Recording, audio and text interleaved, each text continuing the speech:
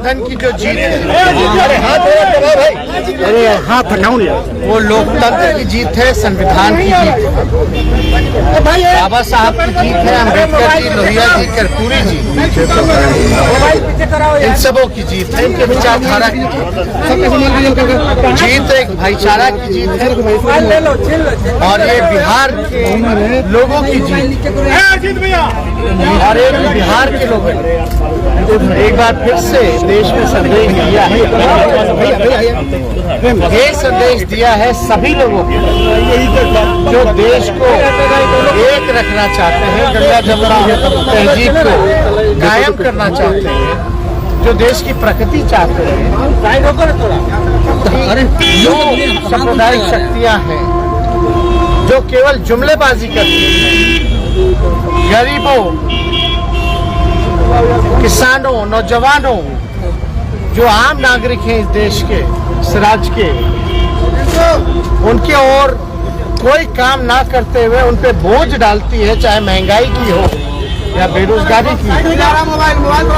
या जितने वादे केंद्र सरकार द्वारा किए गए थे जो पूर्ण नहीं किए, चाहे बिहार का विशेष राज्य का दर्जा हो या बिहार का स्पेशल पैकेज हो, चाहे पटना विश्वविद्यालय को सेंट्रल यूनिवर्सिटी देने का दर्जा हो,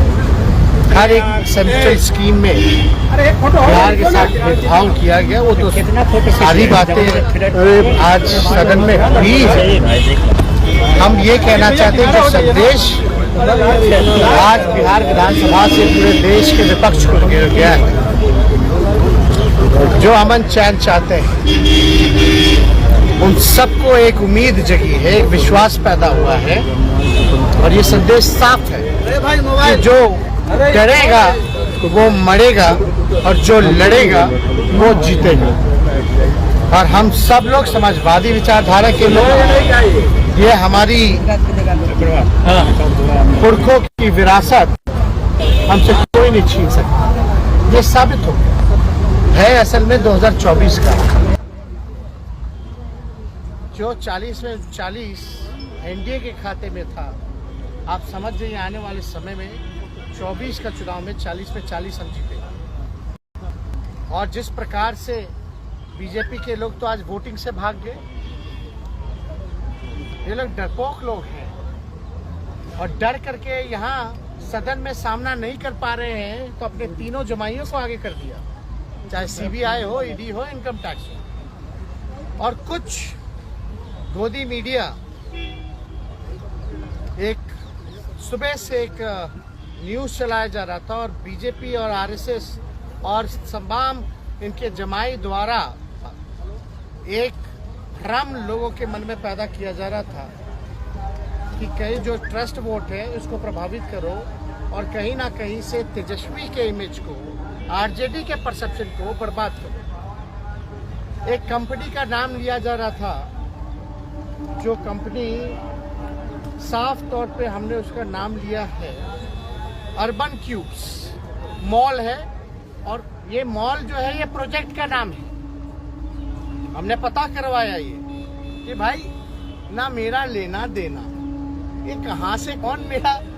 मॉल भी बना दिया और छापे भी पड़वा रहे हैं। तो भाई अब पता कि भाई क्या है, तो पूरा कागज हम लेके आए, मंगवाए लोगों से। आजकल तो सारा ऑनलाइन है, कुछ डिटेल तो आपको मिल ही जाता है सारी चीजें, और हमारा तो जो कुछ है सबके सामने एफिडेविट में दिया हुआ है, चाहे हमारे परिवार का या हमारे पुरखों की संपत्ति हो या बात की जो भी बात हो। लेकिन भाई ये कौन ये चला रहा है इस तरह की न्यूज़, अर्बन क्यूब मॉल है, और असल में उस कंपनी का नाम जो सेक्टर 71 गुरुग्राम में जो छापे पड़ रहे हैं वो समझिए व्हाइटलैंड कॉर्पोरेशन प्राइवेट लिमिटेड, ये सारा कागज है, फॉर्म DIR है, और इसके डायरेक्टर जो है कृष्ण कुमार है,